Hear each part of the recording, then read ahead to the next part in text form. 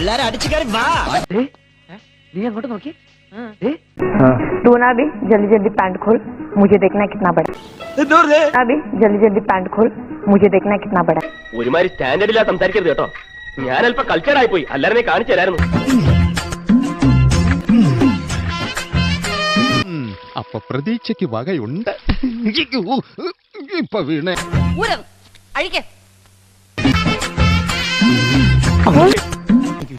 ഇത് പ്രേമമല്ല, ഒരു തരം ഞരമ്പ് രോഗം. ആരെങ്കിലും കണ്ട മാനം പൂവി.